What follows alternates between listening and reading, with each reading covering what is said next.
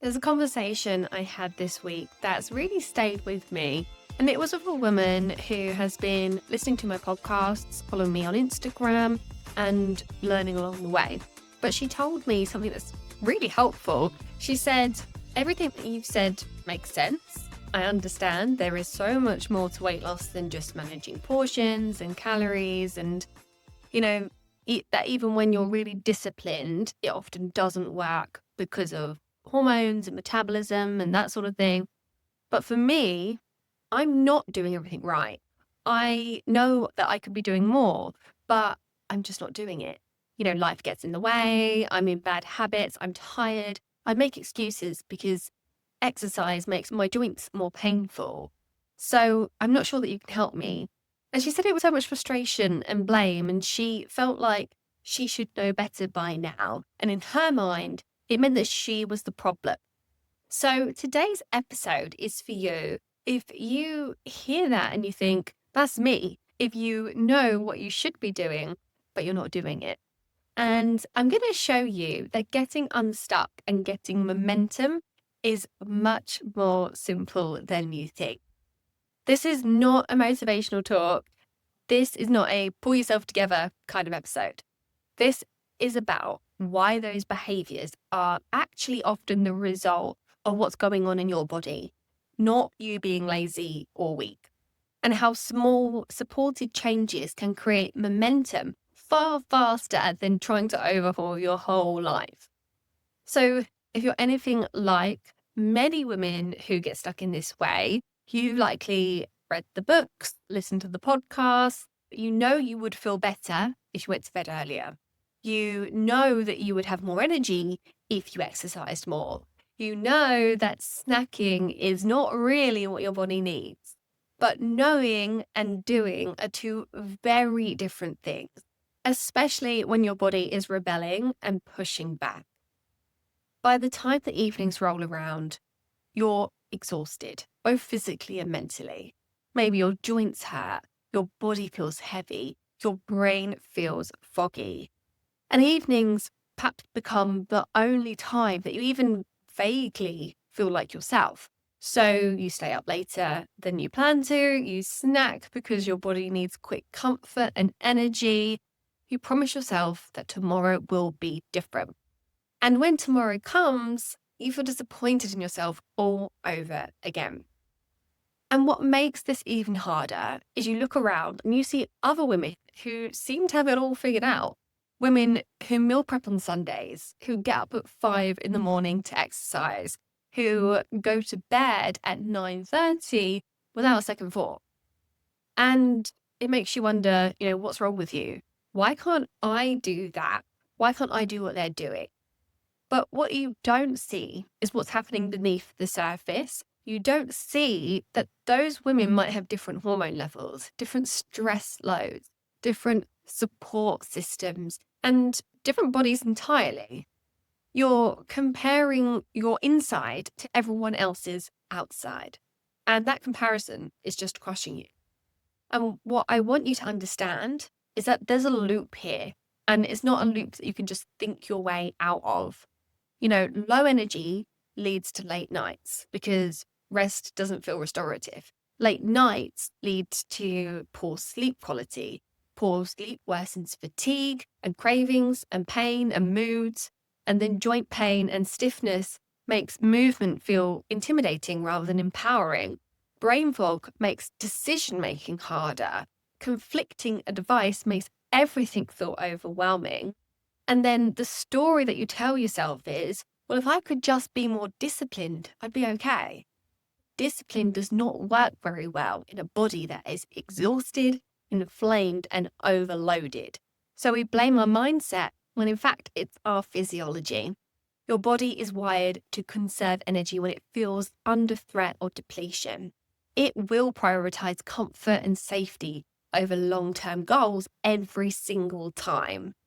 So let me give you an example of how this plays out. Imagine you've had a long day. You've been making decisions all day long, what to eat, what to wear, what to prioritize at work, how to respond to that difficult email, whether to say yes or no to that request. every single one of those decisions uses glucose, it uses mental energy, and by the time you get home, your brain is running on fumes. Now, in that state, you're supposed to make a good decision about dinner. You're supposed to prep tomorrow's lunch. You're supposed to resist the biscuits in the cupboard.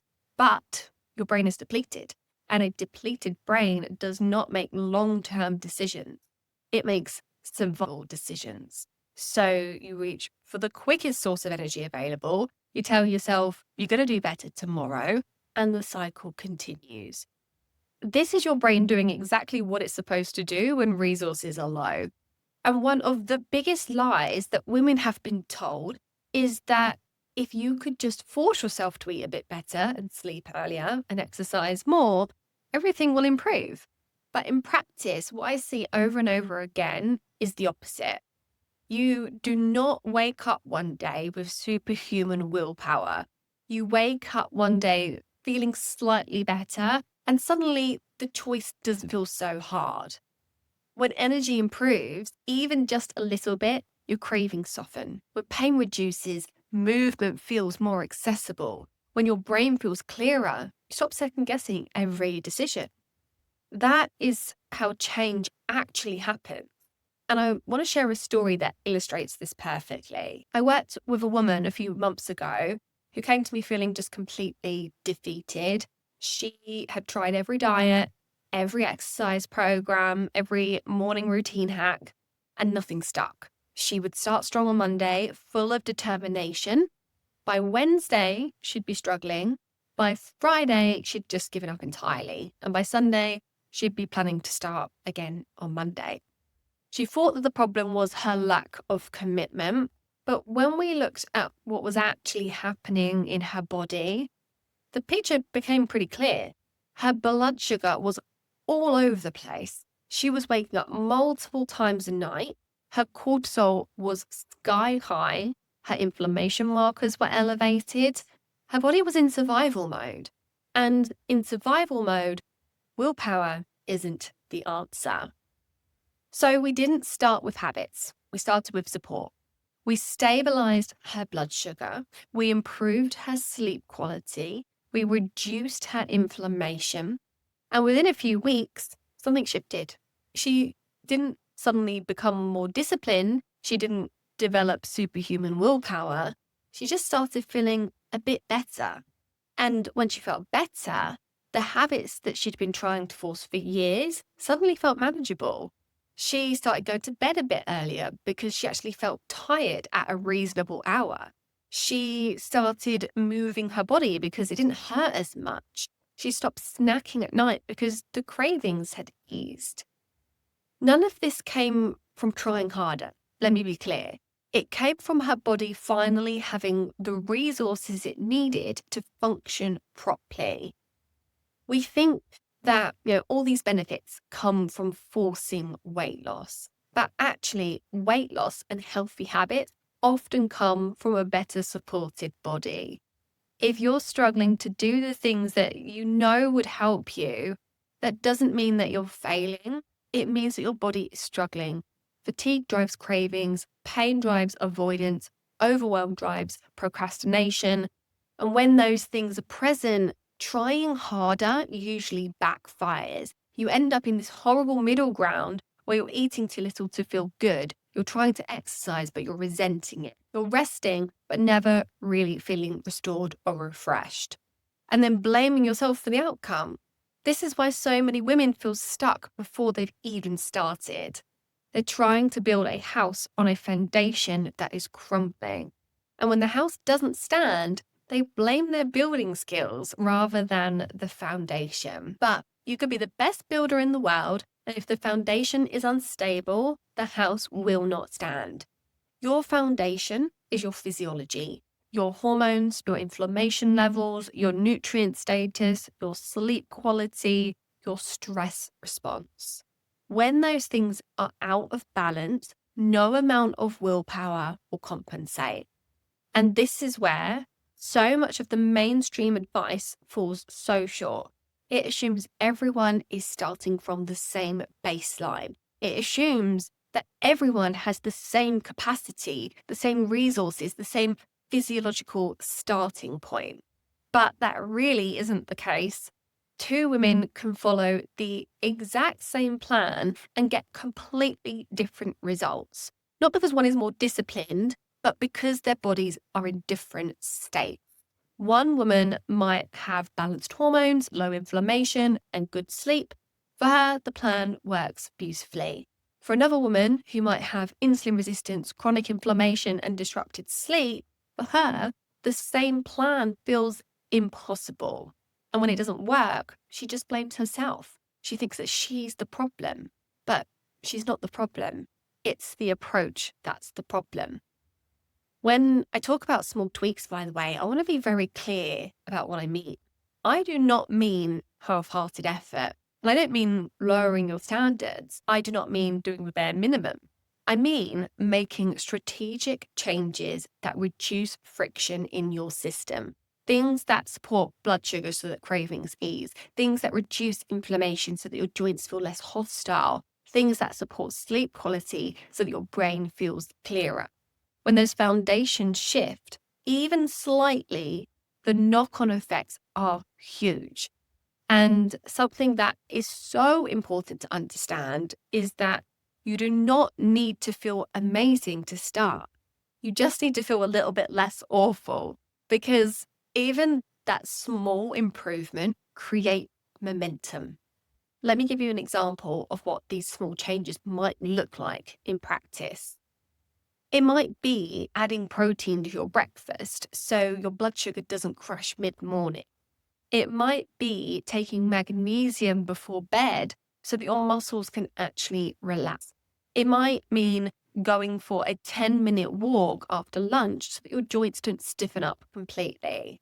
It might be turning your phone off an hour before bed so that your brain has a chance to wind down. None of these sound revolutionary. None of them sound like they would make a significant difference. But what actually happens is when you add protein to your breakfast, your blood sugar stabilizes. When your blood sugar stabilizes, you don't get that mid-morning crash. When you don't crash, you don't reach for the biscuits. And when you don't eat the biscuits, your energy stays more stable and more consistent throughout the afternoon. One small change creates a ripple effect. When you take magnesium before bed, your muscles relax. When your muscles relax, you fall asleep more easily. When you fall asleep more easily, your sleep quality improves. When your sleep improves, you wake up feeling slightly more rested, and your hunger hormones are more balanced, making appetite regulation easier. Again, one small change creates a cascade of benefits. And this is why I'm so passionate about starting small. Not just because small is easy, but because small is strategic. Small changes are the ones that actually stick. They're the ones that create momentum. They're the ones that build on each other over time, over and over again. Often the way that this unfolds is that energy improves just enough to make the evenings less draining. Late nights happen less often. Sleep becomes more restorative. With better sleep, your cravings ease, snacking feels less compulsive. You start to trust your hunger signals again. With less pain and stiffness, movement feels possible. Not intense workouts, just movement that feels supportive. And that movement improves confidence, and confidence improves consistency, and consistency reinforces progress. It's not about white knuckling your way through exhaustion. It comes from your body finally having enough resources to cope. And another important note, this process is not linear. Some days will feel better than others. Some weeks will feel like you're moving forwards, and other weeks will feel like you're going backwards. But if you zoom out, if you look at the overall trajectory of your progress, you will see progress. You'll notice that the bad days aren't quite as bad as they used to be. You'll notice that the good days are becoming more frequent. You'll notice that things that felt impossible a few months ago now feel manageable. And that, my friend, is momentum. You don't need to have the perfect diet and the perfect exercise schedule. You don't have to say no to going out for dinner or beat yourself up when you have a bit of cake. It's about the overall direction of travel. And the beautiful thing about momentum is that once it starts, it becomes self-reinforcing. When you feel better, you make better choices. When you make better choices, you feel better. And the cycle continues in a positive direction. But you can't force momentum. You cannot willpower your way into it. You have to create the conditions for it to emerge. And those conditions start with supporting your body rather than punishing it. And this is also why trying to do this alone can feel so hard. When you're tired, inflamed, and confused, self-coaching is exhausting. You're constantly questioning yourself, wondering if you're doing the right thing, second-guessing every choice. Support removes that mental load. Sometimes the biggest relief is not the change itself, but having someone say, start here, this matters, this can wait. Needing support does not mean that you're incapable. It means that you're human. There's a reason why so many women struggle to make progress on their own. And it's not because they're not smart enough. It's not because they're not motivated enough. It's not because they're not trying hard enough. It's because they're trying to navigate an incredibly complex system with incomplete information and no feedback loop. Think about it.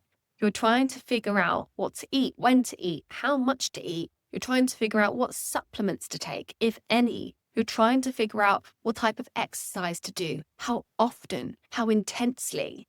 You're trying to figure out how to manage stress, how to improve sleep, how to balance your hormones. And you're trying to do all of this while feeling exhausted, overwhelmed, and unsure if anything that you're doing is actually working.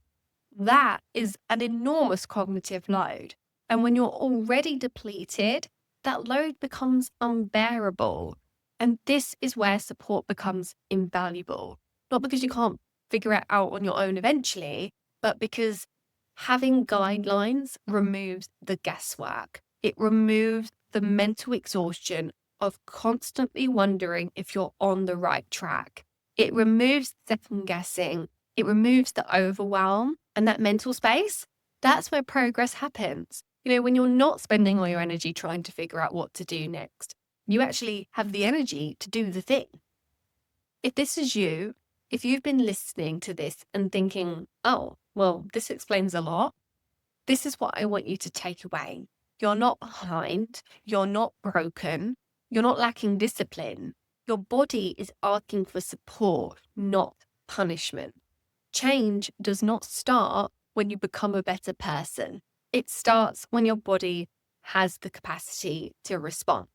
And with the right support, things that feel impossibly hard right now can become surprisingly easy. And I want you to really sit with that for a moment. The things that feel impossible right now, the habits you've been trying to build for months or even years, they're not impossible because you're not capable. They're impossible because your body doesn't have the resources to sustain them yet. But when your body does have the resources, when your energy improves, when your pain reduces, when your sleep gets better, those same habits become accessible. Not easy necessarily, but accessible. And that's the difference between forcing change and supporting change. Forcing change is exhausting. It requires constant willpower and diligence. It feels like pushing a boulder up a hill. And the moment you stop pushing, everything rolls back down. Supporting change is different. It's about creating conditions where change can emerge naturally, where the right choice becomes the easier choice, where your body is working with you rather than against you. And that's what I want for you.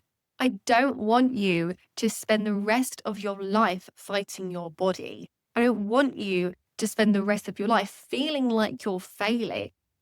I want you to experience what it feels like when your body's actually functioning the way that it's supposed to. When you have energy, when you sleep well, when movement feels good, when food is nourishing and not stressful. That's not an unrealistic goal. That's not reserved for people with perfect genetics or unlimited resources. That is available to you right now, exactly as you are. You just need to start in the right place. So, what does starting in the right place actually look like? It starts with assessment, not action. Before you change anything, you need to understand what is actually happening in your body. What's your blood sugar doing throughout the day? What's your sleep quality? What's your inflammation status? How are your hormones? These are, not just nice to know details. They're pretty essential pieces of information that determine what is actually going to work for you. Because the advice that works for someone with balanced blood sugar might be completely wrong for someone with insulin resistance. The exercise plan that works for someone with low inflammation might be harmful to someone with high inflammation. The sleep routine that works for someone with balanced cortisol might be ineffective for someone with dysregulated cortisol. This is why personalization matters so much. And this is why starting with assessment is so important. Once you understand what's happening in your body, you can make informed decisions about what to prioritize. Maybe blood sugar stabilization needs to come first. Maybe sleep quality needs to be the priority.